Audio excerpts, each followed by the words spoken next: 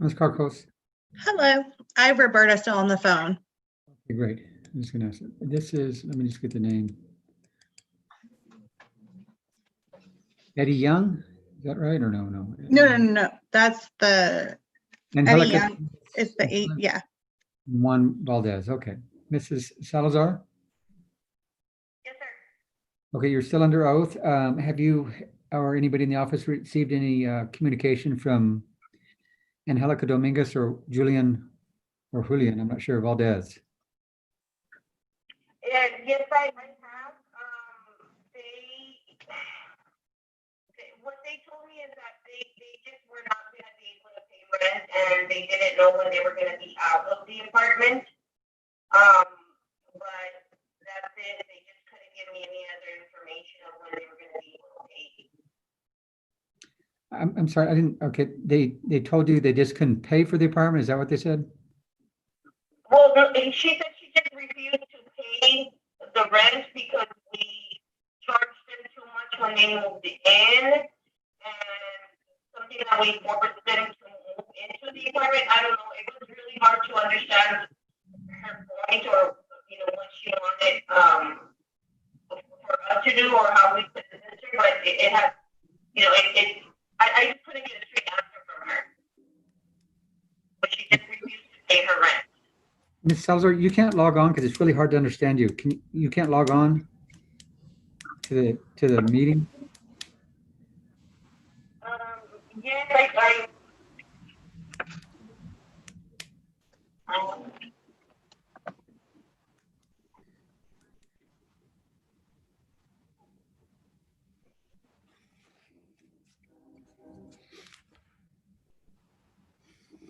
Is there any way that it could be emailed to me so I know where to get onto? Do you have a, if you go to zoom.com and you push join a meeting, I can give you Okay. the login.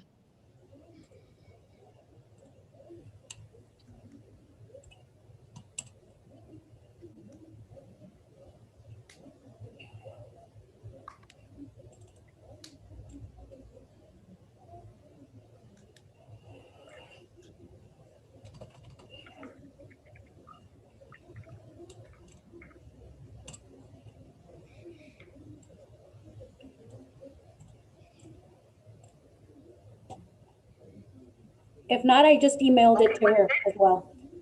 The clerk said that she emailed it to you as well, but if you want that, the meeting ID is 973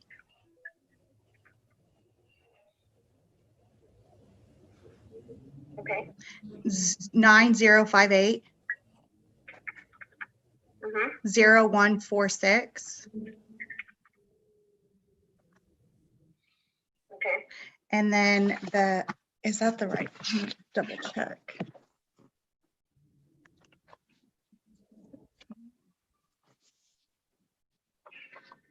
Okay, and the passcode is 707636.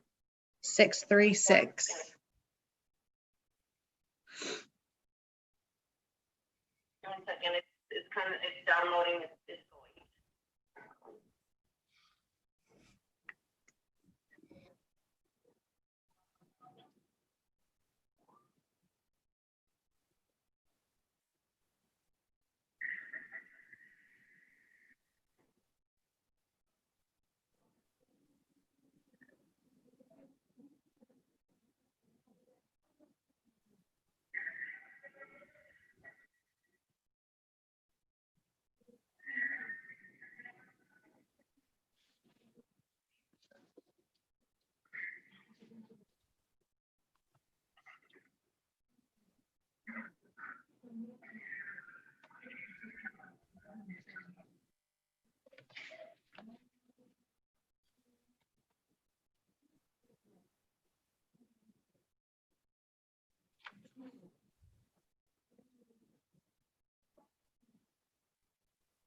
And you said, I'm sorry, what was the meeting passcode? The passcode is 707636.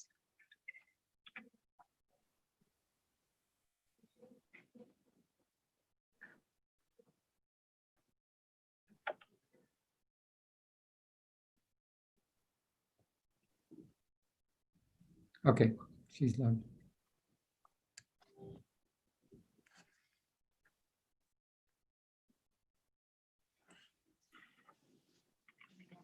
Okay, I'm gonna hang up now.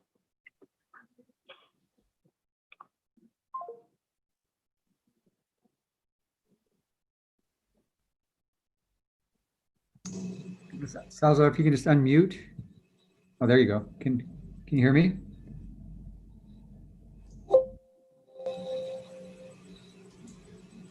Salazar? Yes, sir. Okay, great. That's much better. Okay, go ahead and tell me what you were saying. Yes, I spoke to them a few days before I had filed for eviction, and Ms. I'm sorry, I'm trying to remember her last name. Ms. Dominguez, she just informed me that she just refused to pay rent. Something having to do with us overcharging them when they moved in, and that they were not happy with the apartment, but she just couldn't give me anything else. It was just, she was just refusing to pay rent, and she was going to stay as long as she could.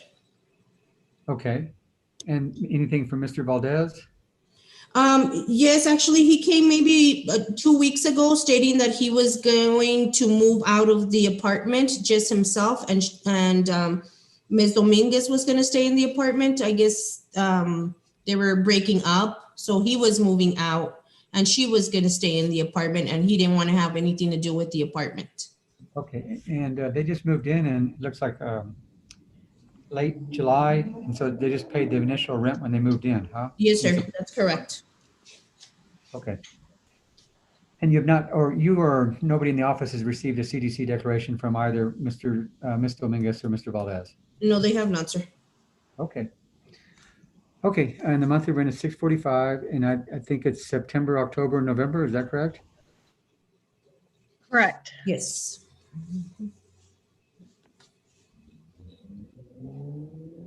And I think I calculated the rent wrong in the last one. The rent was this September, October, November on the last case, correct? Correct. Yeah, I calculated that wrong. So I'm gonna just, while we're heading on, it's 650 twice.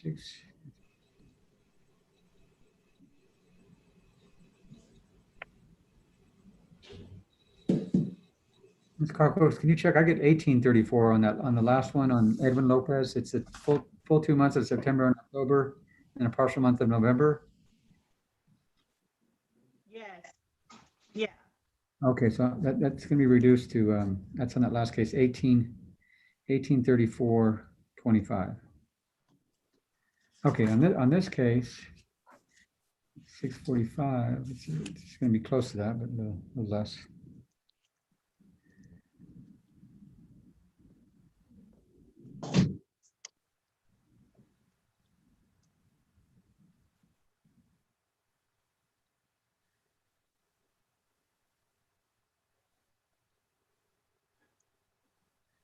$21.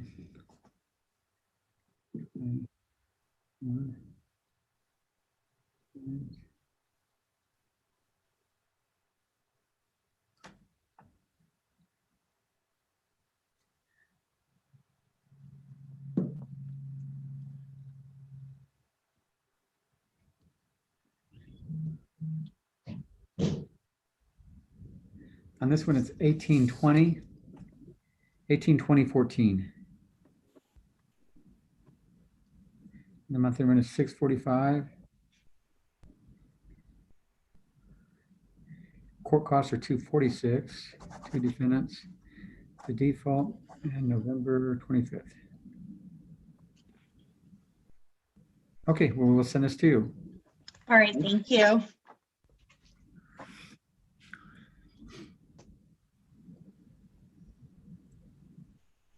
Judge, Yes. okay, hold on, because Ben has something to ask you real quick. Okay.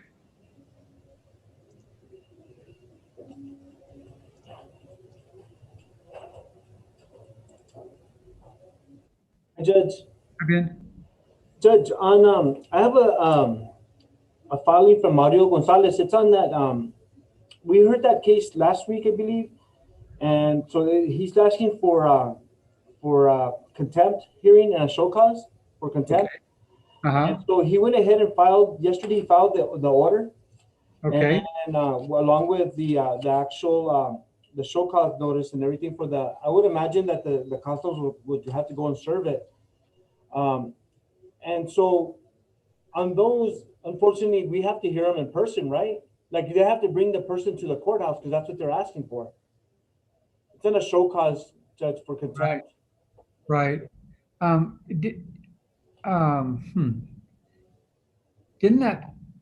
Didn't we have an order out of last week? Didn't that go like 30 more days? You had asked them to submit an order, Judge, already. You had asked them to submit the order with the show cause notice. I don't know if you want to look at the case. I can give you the case number if you have it up. Or Yeah, please. Go ahead. It's 119-154 Okay. CV. Or CV. Let me look. I thought we gave him another order for another 30 days to answer. Maybe I'm getting that confused with Shane. But 119-154 CV. I think we did, Judge, but let me look at it real quick because I I'll look at it too. Let's see. so motion to hold Deborah contempt. Okay, that's the one that they filed. Hold on. What's that order right there? Something's wrong.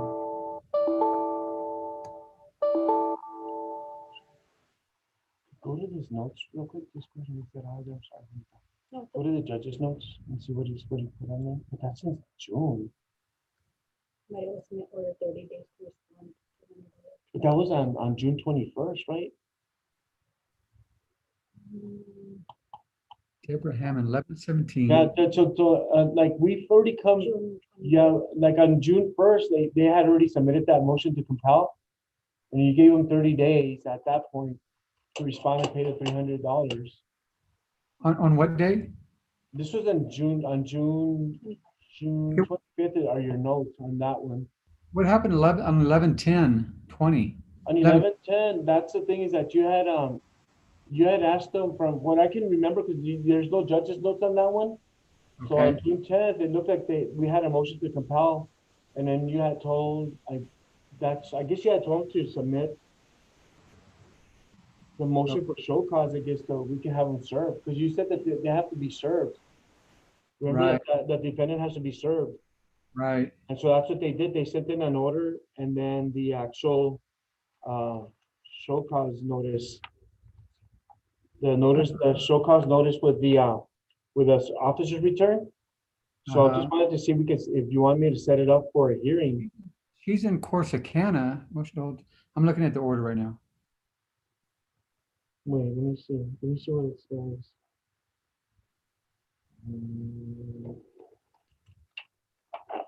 How the heck are they gonna, that's right, huh, because it's one of those bail bond ones.